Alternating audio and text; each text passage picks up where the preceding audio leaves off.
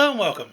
Today we're going to be looking at a Traxxas slash two-wheel drive short course truck. In particular, we're going to be looking at my daughter's truck here. You may remember this truck from past videos. In those videos we added the Proline bug shell to it, the RPM front and rear bumpers, and we'd also added a set of Proline body mounts. Today we're going to do something to really help upgrade the performance on this vehicle, and that is we're going to add the Traxxas low center of gravity chassis. So what's the big deal about the chassis? Let's take a look at the stock one first. As you can see, the stock chassis sets up relatively high to the ground. And like a lot of vehicles like stadium trucks, this chassis mounts down real low, even with the center line of the wheels, or sometimes even lower. Which the upside is it gets all your weight down low. Here in this chassis we have the massive battery up here up high, as well as the speed controller, the receiver, and the servo. And all this weight up high, it's good in a way because it gives the truck a very realistic look whenever it's cornering. It lets it for a lot of chassis roll because all this weight's up real high to push the chassis over. And while that looks cool, it definitely hurts handling. In stock trim, this chassis, as you can tell, is a good 3.5 inches up off the ground. So not good for handling. This is the main part of the low center of gravity conversion kit. It is a new chassis plate. This one here is part number TRA 5830. If you do not wish to have the blue, you can get it in TRA 5831, which makes the chassis in black. We went with the blue because it matches our RPM bumpers that we have on the Slash already. As you can tell, the chassis is made a little bit different than the stocker. And this right here will move the chassis down lower, which in the end will move your battery down lower, as well as all your electronics, which will move that center of gravity much lower and will improve handling, which is good just for general bashing and for race purposes. This truck will never see race use probably, but it is a basher that sees a lot of bashing time. So let's make it handle a little bit better there. This is made out of the same material as the stock chassis, so you know it's tough and will hold up to a lot of abuse. Also included in this package, you have a new lower chassis for the front. This is where your steering servo will mount right here. Instead of being mounted up on the chassis like it is normally, it puts it down here, down low, below the center line of the chassis. You also get a new pair of Nerf bars. We won't be using these on this truck because of the bug body. It's too narrow to run Nerf bars with. You get new battery hold down and mount for it, as well as foam blocks for moving the battery fore and aft to change your weight distribution, and hardware to hold it down.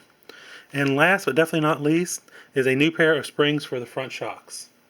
This becomes necessary with the lowering of the chassis. Also included in the package is these instructions. They're pretty straightforward. You do have to remove the front and rear bulkheads from the stock Slash first, and then you can just follow these instructions to reassemble everything. Pretty straightforward instructions, but we'll take a look at each assembly as we go. Like I said, we start with removing the electronics out of this stock chassis, and then we'll remove the bulkheads from the front and rear. You can leave everything together. You can leave the wheels on, the motor in, gearbox assembled, and body mounts on, and such like that, but you just have to drop the front and rear sub-assemblies. So let's go ahead first and strip the chassis. After we have the electronics removed from the chassis, we can go ahead and remove one of the bulkheads. Here on the rear, you have 2 screws right down in here to remove, and then flip it over, and on the bottom you have these 2 right here. This will let you slide the whole bulkhead off the rear of the vehicle. And then we'll also have to remove this lower skid plate. And once we have those 4 screws removed, we can separate the pieces.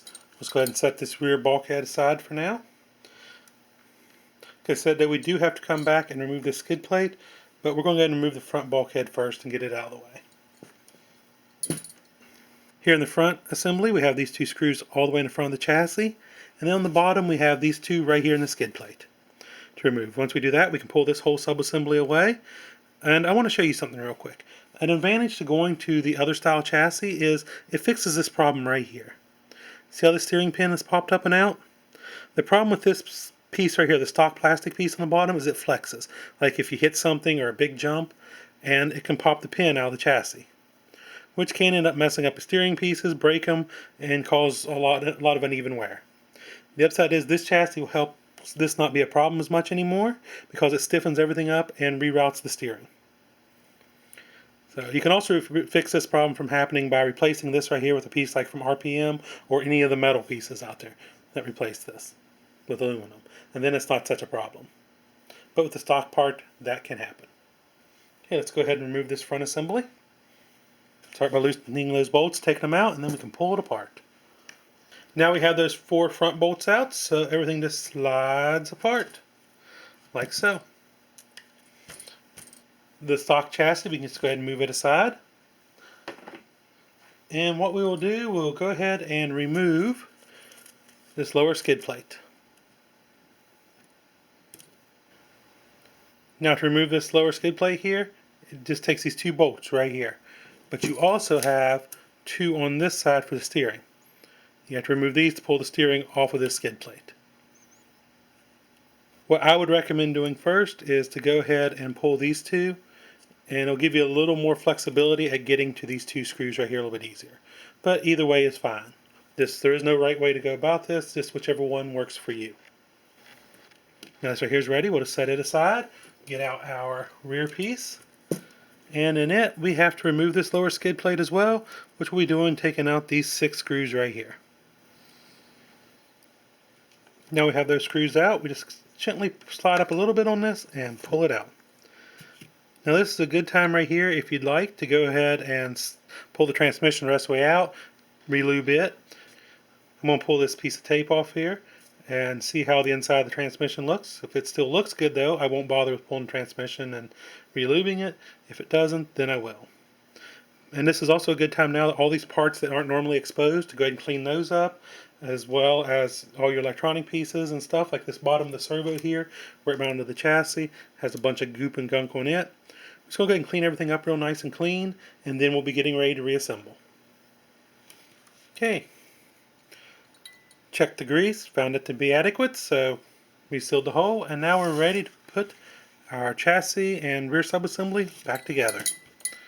So this one's just a simple case of like before. You have to slightly tilt up these bars back here that mount to the bumper, so you can angle the chassis onto the rear end, onto the gearbox.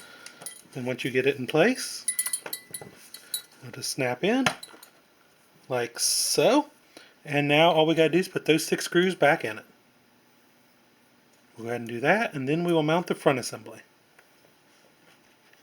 Remember, after you do these 6 screws in the bottom, you make sure you flip it over, because we then have these 2 screws in the top that goes down through the shock tower into the chassis. These are the ones that were behind the stock location for the ESC and the old chassis. Let's go ahead and install those. The rear is now complete, so we're going to wheel it out of the way. And we're going to start on the front here. The first thing we're going to do though is take our lower chassis plate here, and we're going to go ahead and mount the servo in it. The upside is to this setup is it moves the servo down low here, kind of like it is on the 4-wheel drive slashes. Let's mount that servo real quick, and then we'll be ready to mount our steering onto this plate, and then mount this plate to the front suspension. Now these plastic bushings here that are mounted on top of the steering, since you have this apart, it'd be a good time to go ahead and replace them. You can replace them with bearings, but instead I'm going to replace them with a set of oil light bushings. These are some I have left over from an old Tamiya kit, where when I got the kit I just went ahead and upgraded the bearings right off the bat, so I had these left over in my parts box. I'm going to go ahead and replace those white plastic bushings, nylon bushings, with these. They'll last longer, and that way whenever dirt and grime gets in there, it's not as likely to eat them up. I could put bearings in there, but like I said, my daughter likes to bash with this, and where this is located at, they're not easily serviceable, so the bushings should have a lot longer life. Make sure that once you replace these ones on top, that you don't forget about the bushings in the bottom. There's a pair of plastic ones there too.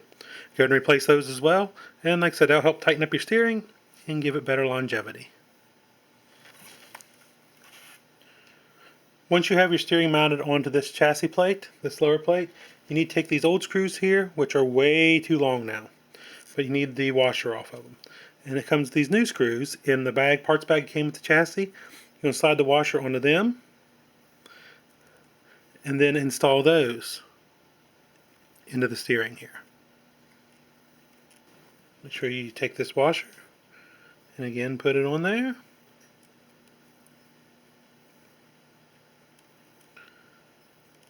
Okay, now we'll tighten those down, mount our steering link here to our servo, and that will complete the installation of the steering unit, and then we'll move on to installing the lower chassis plate. We now have the steering complete. We're going to put in the front mounts here. There's 3 of them. There's one in the bag that comes with it, and then 2 from the old set that you'll reuse. So I already got the new one started. I'm going to start the other 2 and tighten them down, and that completes the front assembly. Now we're ready to join these 2 halves together. Make sure you take your servo cable here and feed it up through this little slot right here in the chassis. Go ahead and do it now, because if you don't, it'll become almost impossible to do once you get the 2 pieces put together. Now to put them together, you're going to take your front assembly here, you're going to turn it sideways, like so, and slide over top the chassis, and then twist it into place. Like that right there. Now to tighten this front sub-assembly to this chassis, we're going to take the 2 screws that came in the very front originally, look like this right here. They're in the front of the old chassis. They'll go back up here in the front. And then in the parts bag, you will find 3 more that match those. And they go here, here, and here. After you get those 5 screws in, the front sub-assembly will be securely mounted to the bulkhead. Now if you are running the stock bumper, there's also these 2 screws right here in that parts bag. They're used to secure the hoop on the front bumper. Since this right here is running an RPM bumper, we don't have that hoop coming back, so we don't need these. Let's get these tightened down. Now I have the front assembly in place. Now it's time to put the electronics in.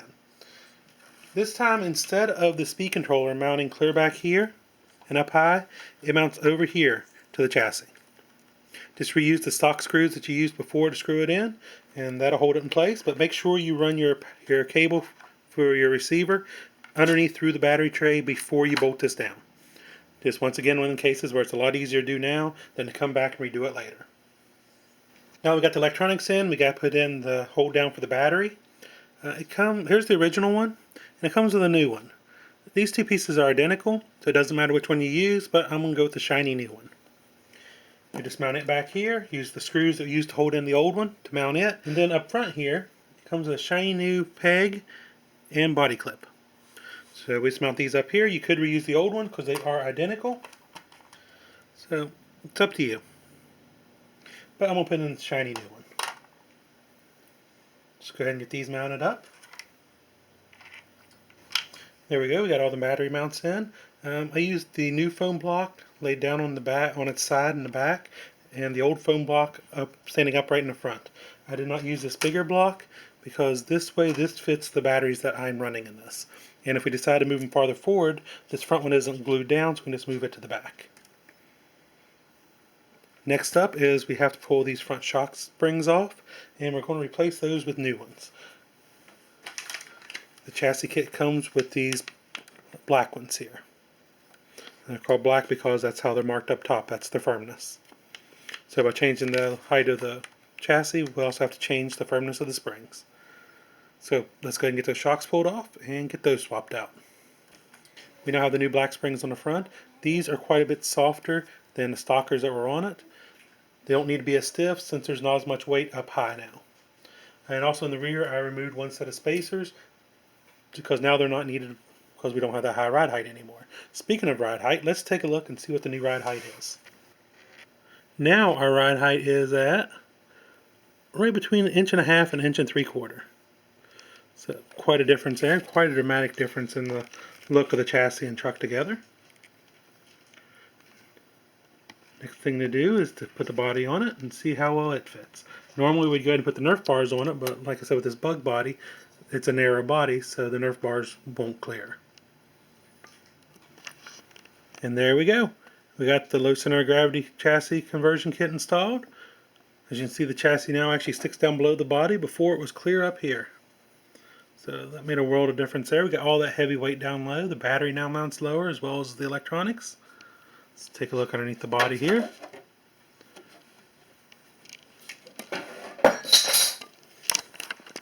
As you can tell, now the speed controller is mounted a lot lower here instead of being mounted up real high back here. And also this helps even out the weight because you have it right across from the receiver. The servo now, instead of being mounted up high, is down low here. Just flip him over here so you can see it. Tucked in there. If you use an arm, you can mount it in the bottom holes. If you're using a servo saver, it has to go in the top servo mounting holes. Just a little FYI there. The wiring channels in the chassis are nice. Keep the wires ran nicely and out of the way. And like I said, you can adjust the fore and after the battery with the foam blocks. This installation was really straightforward. No problems there came up at all. So just a nice little piece in addition to your Slash to make it handle more like a race truck instead of like it does before. So if you're getting serious about performance of a Slash, good upgrade. Even if you're just serious about bashing and want a little more out of it, that's a good upgrade. For this truck, even though this truck is brushed now, in the future hopefully it'll become brushless. So go ahead and do this now and make it handle better later. And thank you for watching. If you have any questions or comments, please drop them below or hit us up at any of the links below.